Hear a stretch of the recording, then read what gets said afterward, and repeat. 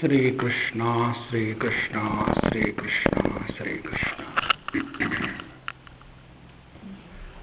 Gurur Brahma, Gurur Vishnu, Gurur Devo Maheshwaraha, Guru Sakshat Param Brahma, Tasmai Shri Gurave Namah, Tasmai Shri Gurave Namah.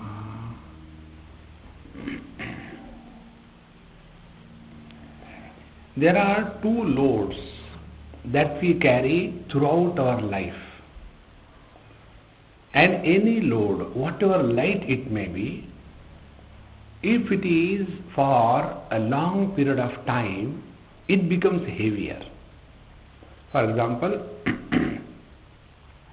this glass. How much will be the weight of this glass? Say 200 grams or 500 grams. So it's not very heavy. But when I hold this load, for 2 minutes it is light. 20 minutes it's okay. Then 2 hours, okay. And if I have to hold this glass for 24 hours, this is too much. See?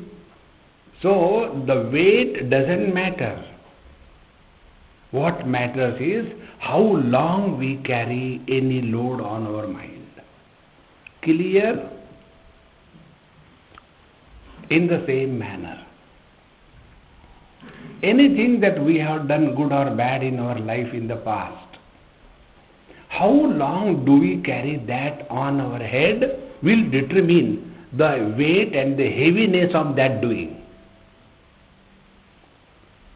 See? Never keep any problem on mind for more than few moments. It's very important. And that is the way to get rid of all these two problems about the mind. One is the load of guilt, G-U-I-L-T. Second is the load of arrogance born out of success. These two loads every one of us carry in our life.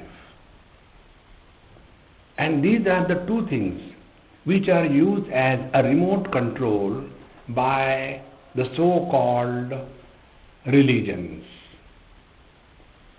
They will introduce an element of guilt in your mind. If you do not do this thing, oh God may save you or not, we don't know.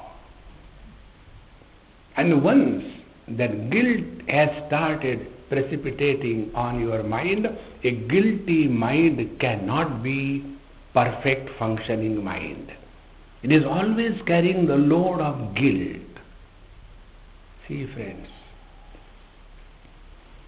Now the second load that we carry is the load of perpetual success in life. What do you think? I am so and so. When I came here, there was nothing. See? Then I started cutting the pockets, necks, and today I am like this. So you are a criminal? No. Then you started cutting the pockets and the necks. I am a tailor. I said, okay. See? So I did this, I did that, now I am like that, I am a self-made man. I didn't have mother and father. So Embu. See? That kind of arrogance is one load, and the second load is the guilt. See? And these two things together is called as jiva or the ego. See? So till such time, we have this notion that I can do something, I cannot do something. I am someone very, very special. Till that time, you will continue to struggle and be miserable in your whole life. See, those who are doing, suppose, japa. One lady told me this thing. Swamiji, will you please help me in cleaning? I said, no, I am not in outside India. I don't clean anything. No, cleaning my mind. What is that? I always have this problem, that, my Guru Maharaj told me, long time back. And her Guru was a great master in India, whose name is Devraha Baba, who lived for 700 years. He was a Hatha Yogi. I had his blessings. He blessed me by his feet. He used to stay on a, platform constructed out of bamboos on the river bank, and there he used to stay. Never used to come on the floor. Naked. All jata, weird looking. So when I went in Prayag, Allahabad, so I went, and then he was sitting there, so he took out his foot and put on my head. Thank you. So he is my Guru. When I was a child, the whole village was given mantra by him. And that time I was a small child, maybe about 9, 8 years, like that.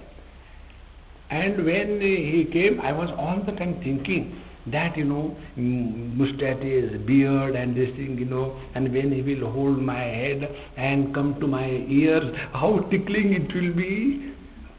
With that mood, I went there, and what he told, I don't know. But I ran away from there. From that day onward, he is my Guru. But I don't know what he has said around there. And now I have been hearing you for last few days. And I feel that, I have come to my real Guru, not that one. So there is a problem for me now. So when I sit for doing my puja, etc., instead of my Guru coming in front of me, you come. I said, I am so sorry, I'll go away. No, not that way. So how do I get rid of it? Because I feel guilty. That actually he is my Guru, but I am worshipping you. See, friends, guilt doesn't come only because you have killed somebody or you have cheated somebody.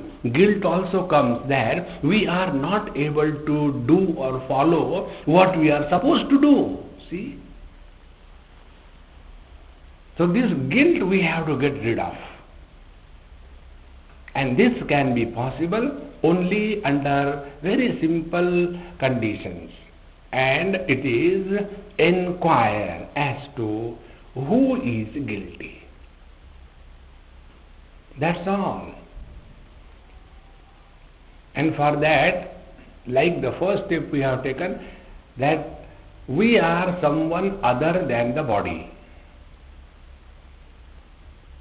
Now when we say we are someone other than the body, like the space, will the space be guilty if it is supporting the tsunami and Katrina?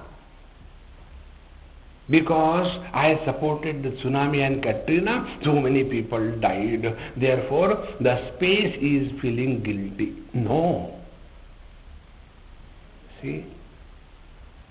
Therefore, whenever there is a sense of doership, I do something, happens, till then the guilt is bound to be precipitated on our mind.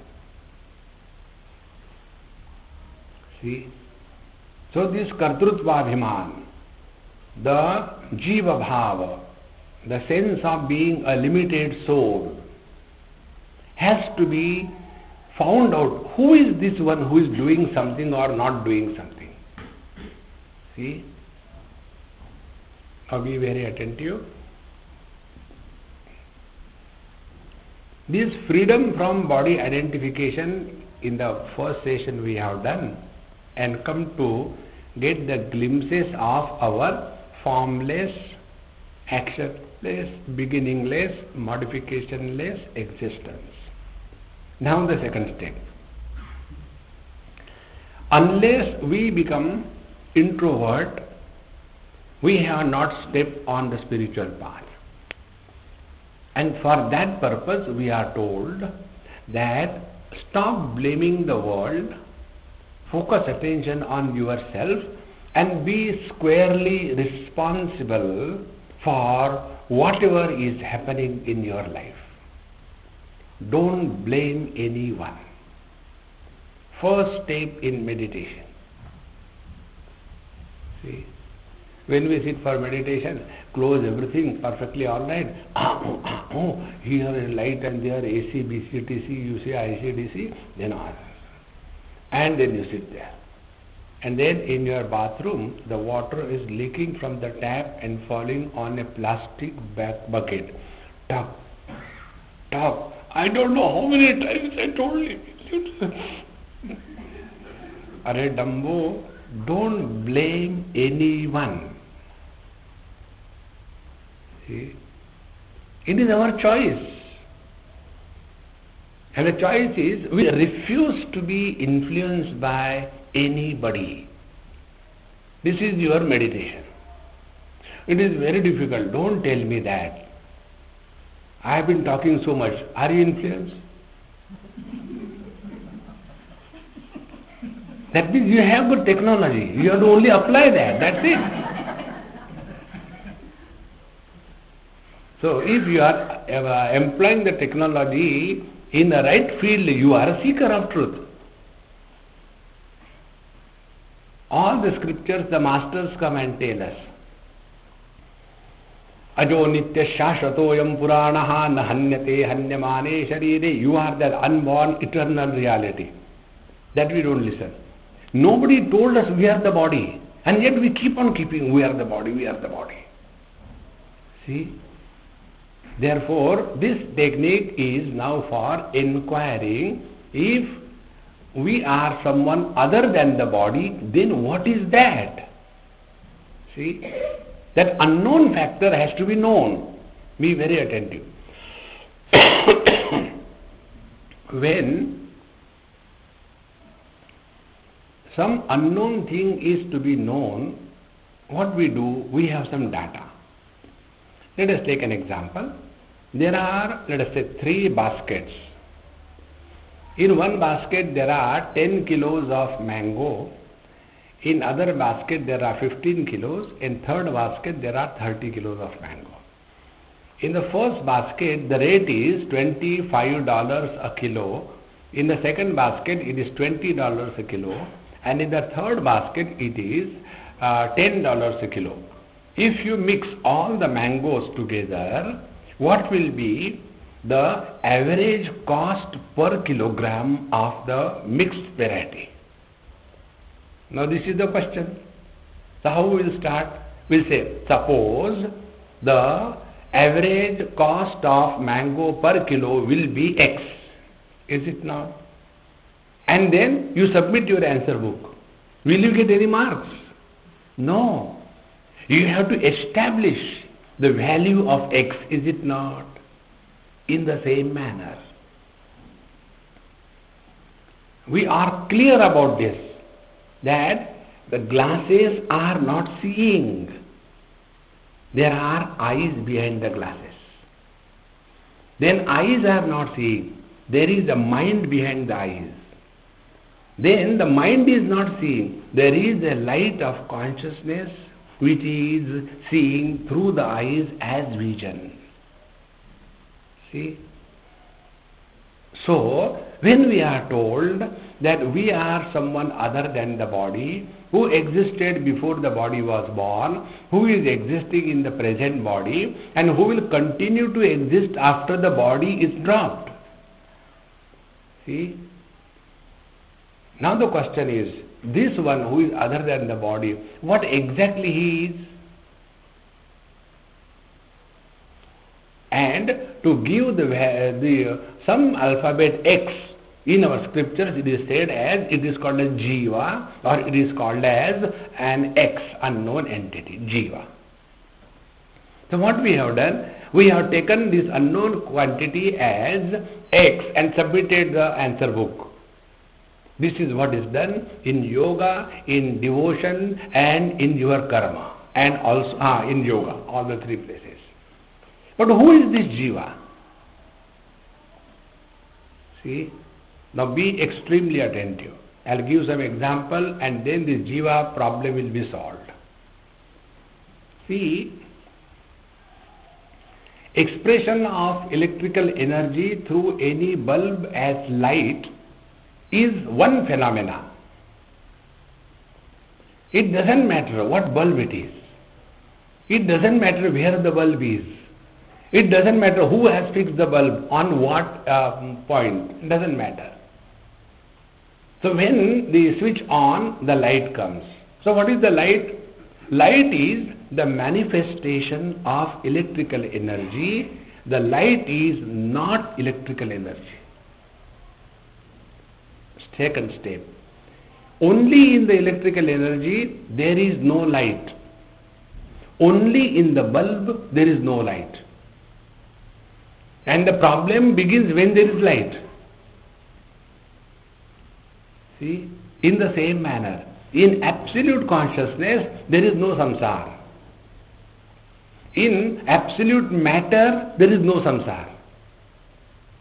When this consciousness expresses through any body, any capital underline italics, when the consciousness expresses through any body as mind, then that body becomes enlivened.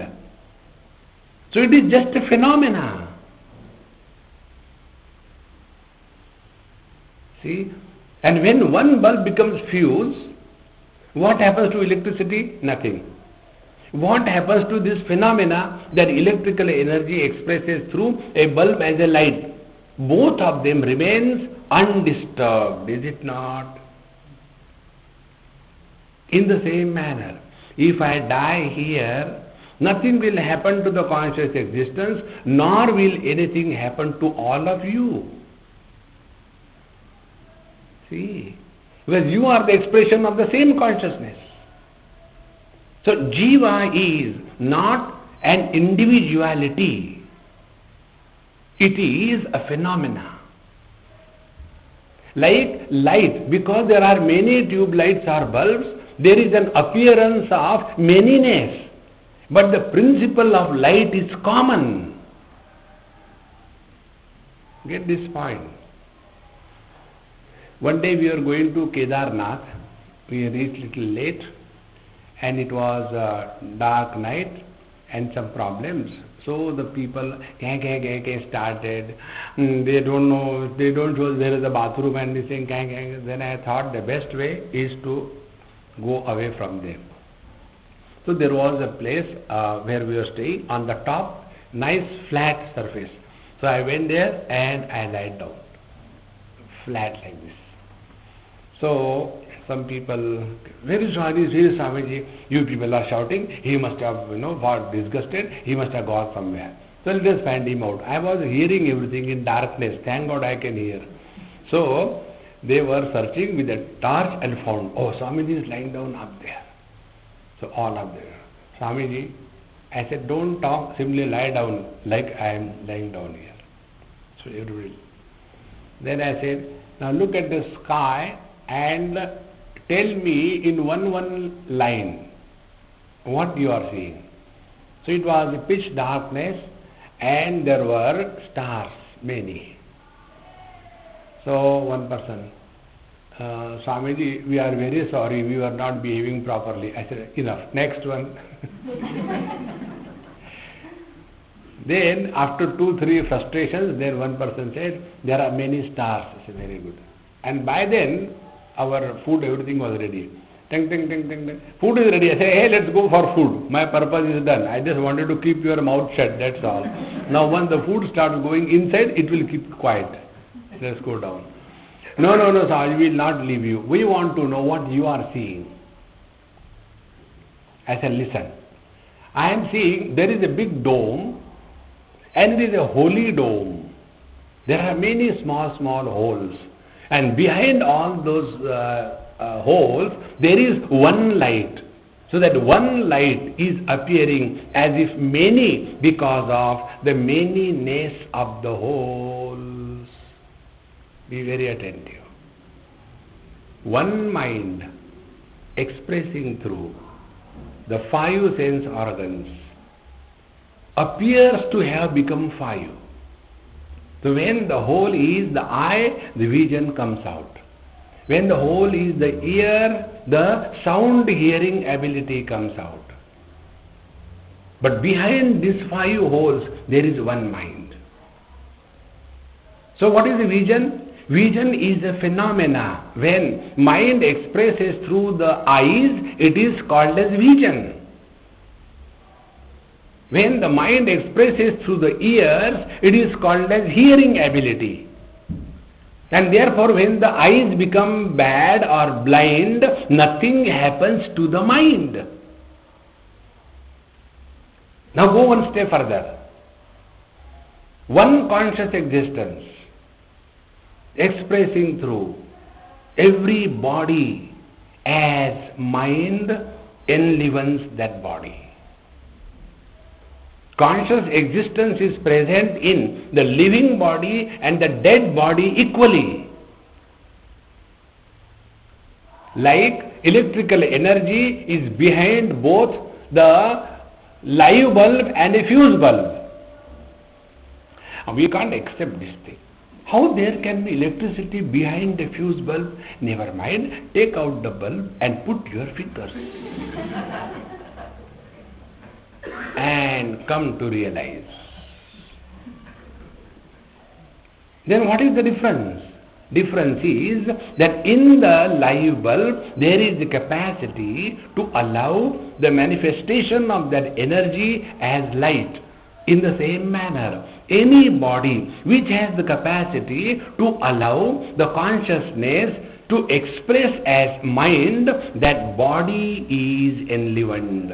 Therefore, like mind is a common principle behind all the senses, in the same manner, conscious existence is a common principle behind all the bodies, whatever the body may be. And therefore, when one body dies, nothing happens to the consciousness. So where is the place for I versus you? Think.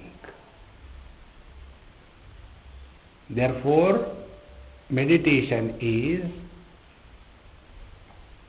recognizing this. There is nobody like I. Meditation is not freedom for I. Meditation is freedom from I. For us, the spiritual life is, earlier I was a bhogi, now I am a yogi. See? Earlier I used to sleep up to 10 o'clock, now I wake up at quarter to 10. Why? Spirituality. These are the cartoons of spirituality. We have to have freedom from this I. And if this is clear, then the question comes, how do we discover freedom from I? Then, how the I is born? Second enquiry. So, I is born when we carry the load of our total past on our back. See, like the example I gave you. How much is the load is not the problem. How long we carry the load. Suppose my age is 5 years. So whatever load I am carrying only for 5 years. Therefore, it doesn't trouble. No? When the children fight and then their respective parents come. This is what you are teaching your children. He has no manners. And then the other party, do you think they will keep quiet? They will start, when the elders start fighting, the children dosti and go away. And this elderly will continue. See? Therefore, friends, this ego is nothing but carrying the load of the past all the time on our head. Then what is the meditation now? To get freedom from I. Sit silently to suffer continuously, or to remain in the utter present. See, whatever we talk only about our total past. The moment we come in the utter present, there is nothing to talk. And therefore, to get rid of this ego or to get freedom from I, there are certain psychological adjustments which are necessary when we sit for meditation. Now, the first psychological adjustment is when we sit for meditation, we are cheerful and happy. Not, oh God, ठीक है, बैठ लेते meditation. कितना बैठना पड़ेगा? 15 minute, 10 minute का. Dumbo. It has to be a cheerful proposition. It's not a burden that we are doing, No, mummy feels bad if I don't sit for meditation. Why? She doesn't get a company to sleep. See? No. Yesterday I told you, whenever we are cheerful and happy, we are in the present.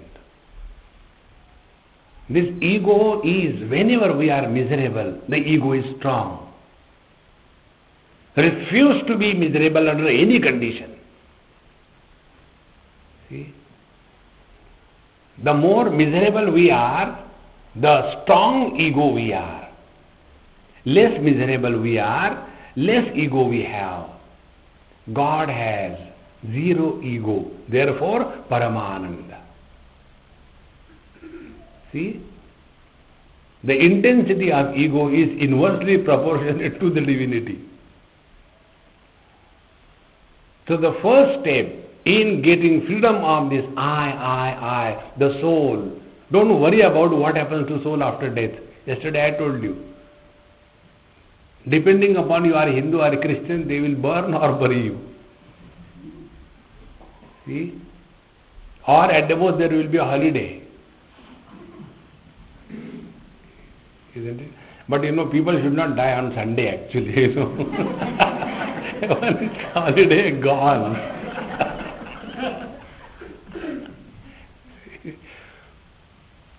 Therefore, when we are cheerful and happy, then alone we can be creative in our life. See? Just imagine, you are sitting for meditation and you have a root canal. So that time, what is this? Is it Kundalini awakening? No.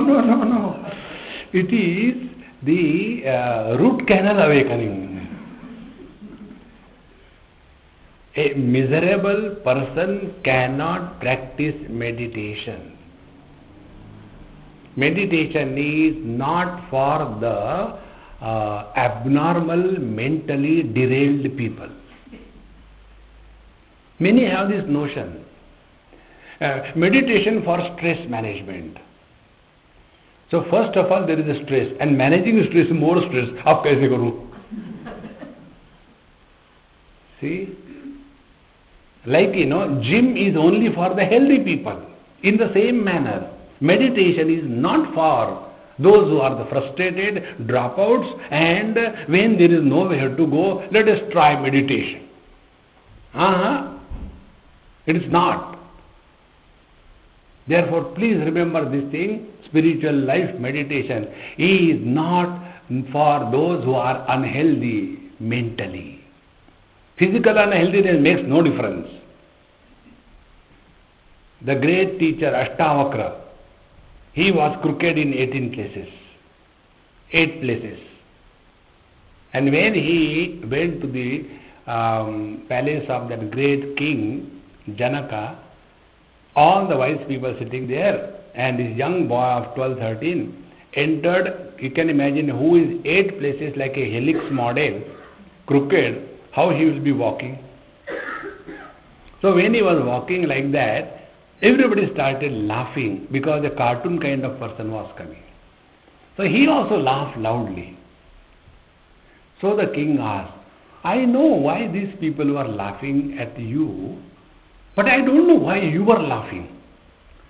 He said, I was laughing for a reason. I heard that there are wise people gathering here. But these are all cobblers. They are looking at my skin and they are laughing.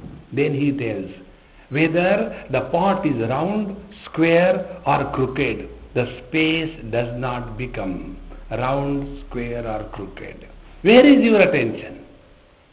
On the pots or that which is supporting the pot? In the same manner, if we take this principle, the first step in getting rid of the ego, the soul, is be happy.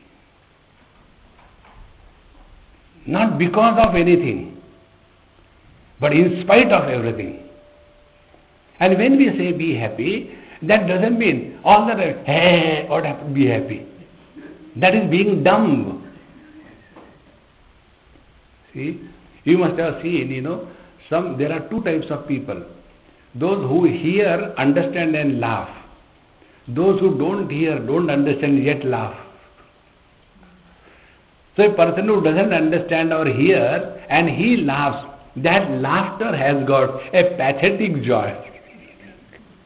He doesn't understand, but everybody is laughing. That is not being happy. Happiness is discovery of independence. Sarvam paravasham dukkham, sarvam atmavasham sukham, etad vidyat samasena lakshanam sukha dukkhayoho. Not dependent on anything or anybody. Tevile anante taishechi rahave. See? Right of all your rights. See? That discovery is called as being happy. Otherwise, how many rights we carry on everyone or the other? See? I have cooked. Is it not right on my part to say that he should wash the dishes? And the whole life goes only in counting. How many spoons you have washed and how many spoons I have washed. Life goes in chamchagiri.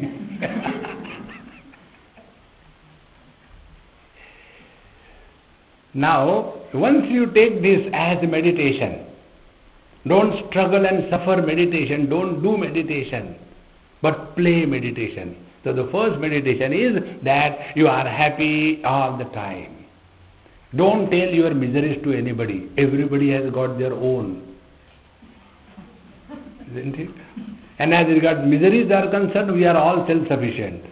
I don't require your miseries, I got little less, can you give? Sufficient. See? So when we thus remain cheerful and happy, then alone we are entering the seat of meditation in a proper mode.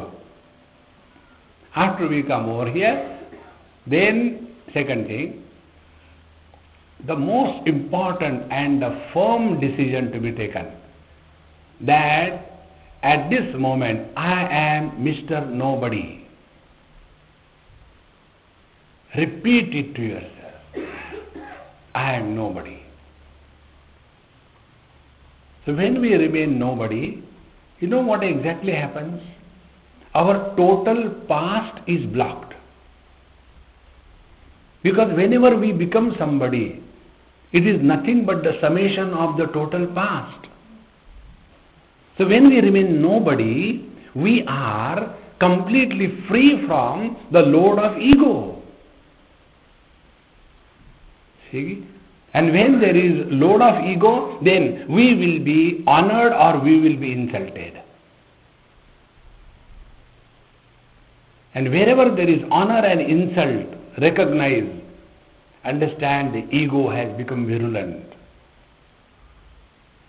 Therefore, whenever next time you practice, after you cheerfully live your whole day and night, and whenever you are sitting in that cheerful mood, Don't sit for meditation as a duty or the guilt will develop. पता नहीं कल तो मैंने meditation किया ही नहीं, भगवान क्या करेंगे? He was happy. That frustrated fellow did not come yesterday. Very good. See? Remain cheerful and happy, and when you sit for meditation, I am Mr. Nobody.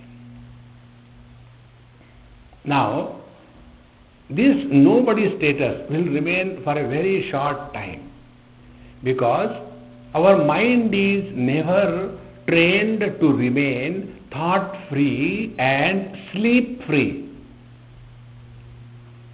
Many people have got this problem. When they are active, they are dynamic, creative, extremely good. But the moment they sit for meditation, first it is a sign of exclamation. After next 3 seconds, it is a sign of question mark. And after another 3 seconds, it is underlined. Now, why this happens? Because they have never even imagined or practiced to keep the mind thought-free. We know only 2 extreme conditions. Either the mind is multi-pointed or the mind is zero-pointed. Multi-pointed mind is the experience of relative existence, and zero-pointed mind is going into sleep. See, there is a very good friend of mine, a Gujarati, therefore very sweet. You know, Gujaratis are very sweet. They are sweet to an extent that when they eat good jaggery, they add sugar on that and then eat it. So, he is like that, and very sincere seeker of truth. And he started developing a tremendous neck problem, spondylosis kind of thing, and then he had a collar and all that. So when he came to meet me, I said, Mahatma ji, why this one? Swamiji, I don't know, I just can't, it is so painful. Doctor told me that I will have to put it for a longer period of time. I said, do you remember I used to tell you about your meditation? You never listened to me. When you sit for meditation and after some time,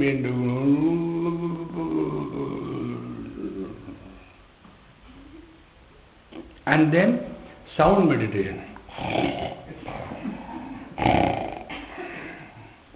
I said, you are deceiving yourself. And because of that, his neck started hurting. He used to sit in that way for hours. That is not right. See? Once, I went somewhere and they showed me one temple. There are many, these samadhis. And about that samadhi, they told me one. Swamiji, here there are many samadhis, we didn't know. Many peacocks. So people were always surprised, why there are so many peacocks on this small hillock? So they wanted to construct some small temple was there to make it bigger and all that, village people. So when they started digging, they found one brick. And then along the brick they started opening. And then there was one small kind of a stone. So when they opened the stone and saw, the inside there was a skeleton sitting like this, only skeleton. The moment they opened it, it collapsed down. They closed that. Now, when I heard this story, what came to me was this. If that particular Mahatma, whosoever he may be, he has taken Samadhi, so when the Samadhi is taken, he cannot remain in that posture if he is sleeping. See? Therefore, when we are sitting for meditation, we are absolutely cheerful and happy. A happy person cannot sleep. See? If you hear a good joke and go to sleep, it can never. See? So when you are Mr. Nobody, your total past is blocked. Now be very attentive. This is very step by step you have to understand. When there is no past, there is no future. Because future exists with reference to past. Now, the next step. Our mind cannot survive in the utter present. Therefore, the mind either goes to the past, memory lanes, or the mind goes on solving the non-existing problems of the future. And as a result, the mind refuses to be in the utter present. Now our sadhana is this. So when we remain as Mr. Nobody, your memory lanes are closed. Now the second psychological adjustment, we should never plan what I will do after meditation is over. Never decide. Suppose you decide, after meditation is over, I have to prepare upma for Swamiji, but I don't know, this he is not eating, this what to prepare for him and all that thing. I sit for meditation. Whole meditation will be upma. See? Because your mind is running in the future. So this is all. When the mind is not allowed to go in the past, when the mind is not allowed to go in the future, be very attentive. Mind without the past and the future is only present. Present without the past and the future is called as presence. That presence is eternal. In this presence, the past, future and the present, they are like clouds. They come and go. And this principle is not one per head. In the 13th chapter of Gita, Bhagavan says, Idam shariram kaunteya kshetramitya vidhiyate etadyo vettitam prahuhu kshetrajna iti tadvidaha kshetrajnam chapi mam vidhi sarva kshetreshu bharata. Hey Arjun, body is a field, the embodied is the fielder, but don't mistake that there is one fielder per body. There is one reality which is expressing as a fielder through all the bodies. That one reality is our essential nature.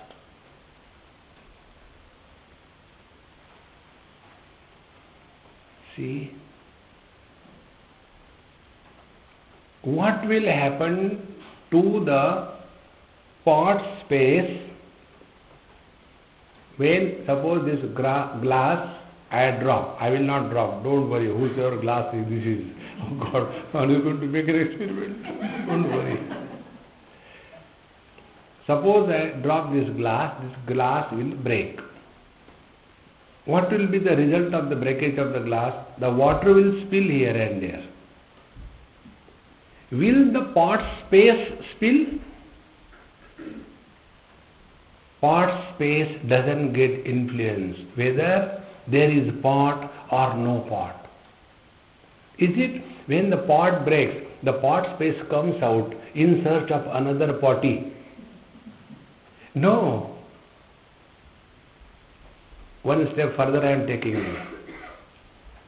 For our usage point of view, the pot space is useful to carry water from one place to another place.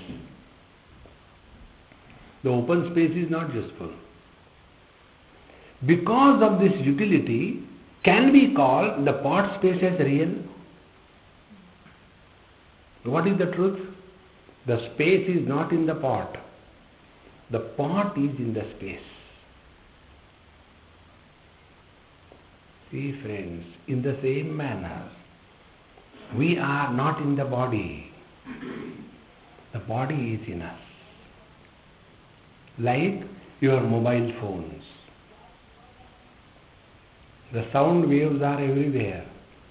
In that sound wave, when your phone is there, and then you hear the sound from inside, we feel the sound is coming from inside, but in reality, the sound waves are the one in which the phone is. In the same manner, in the conscious existence, we are all like the mobile phones.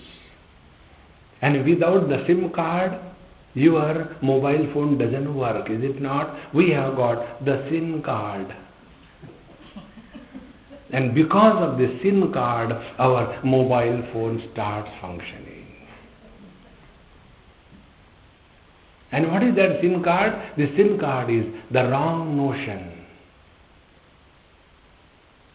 See, friends, therefore, the body is in me.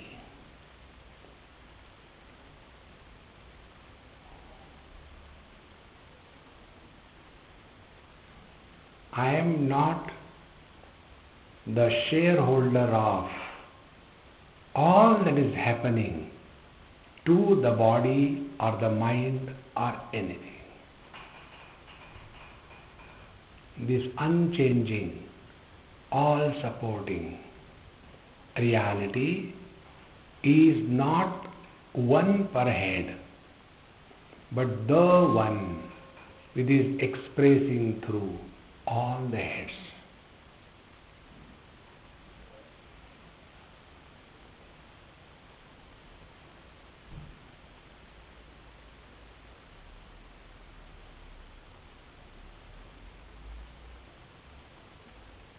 There is no going anywhere.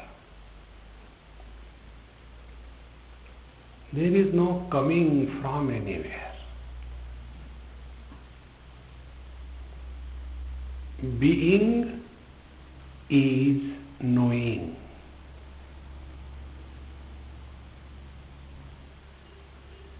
This Chetana Satta, the conscious existence,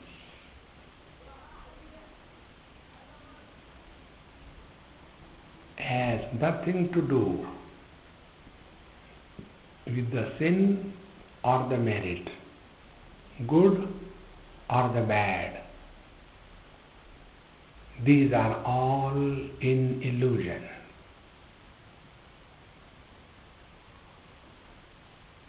Whether our eyes see the idol of the Lord or a dirty thing, eyes are not influenced. Whether we hear the Lord's name or an abuse, ears are not influenced, they simply illuminate. Whether there is a good thought or the bad thought, mind is not influenced. Similarly, whether it is the waking experience, dream, deep sleep or samadhi, all of them keep coming and going.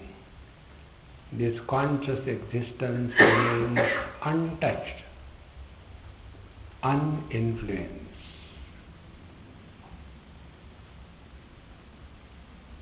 Abiding in this experience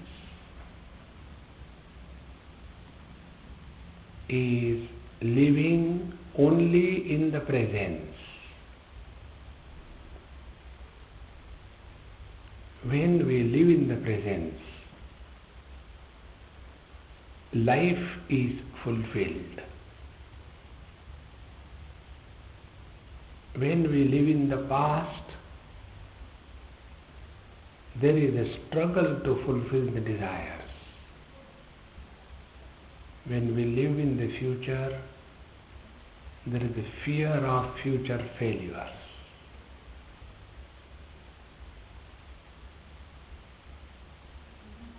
Yada sarve pramuchyante kama yasya vridishritaha athamartyaha amruto bhavati atra brahma samashtute. When there is a total freedom from the load of desires. Then alone there is fulfillment in life.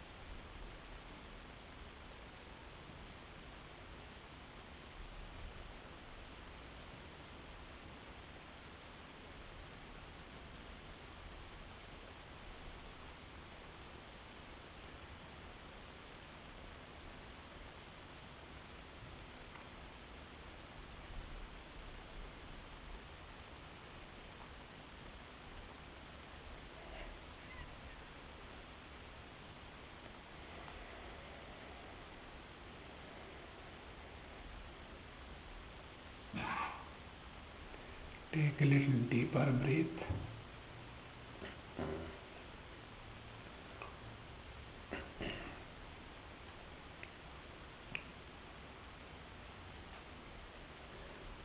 Move your fingers and toes.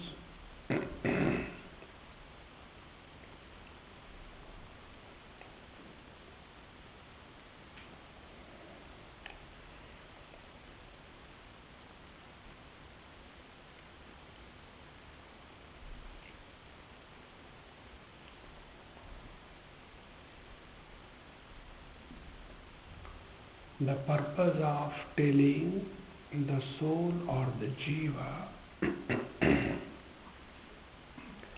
residing in the body is to bring to our notice introvertedness as the foundation of meditation. Then the second step is inquiry about who is this jiva.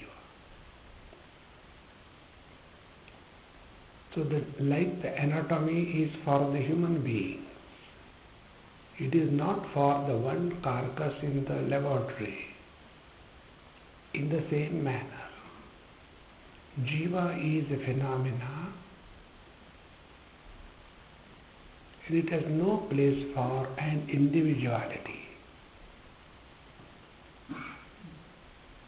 That which is expressing as the jiva is independent of the sin and the merit. Is independent of the gains and losses. This eternal, infinite, conscious reality is like a solid space.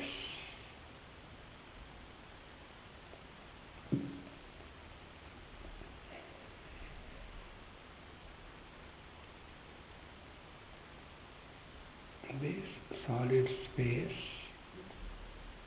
being solid is homogeneous. Being space includes everything.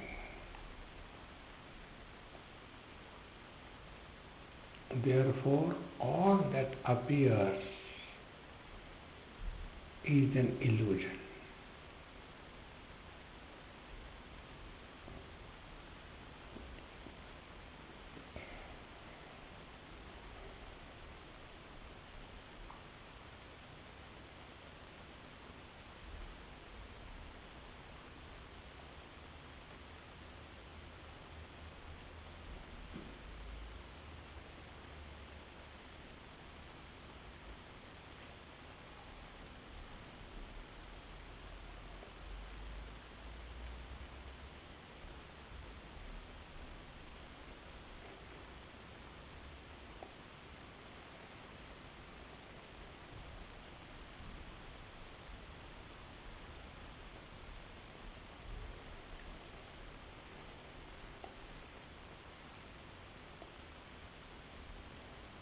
Like the mother plays the role of so many jobs without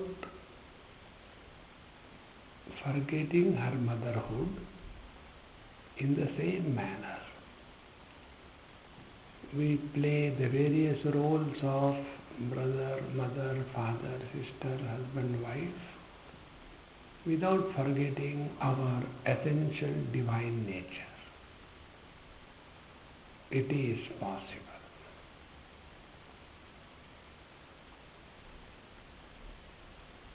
Living in this wisdom all the time is living in meditation.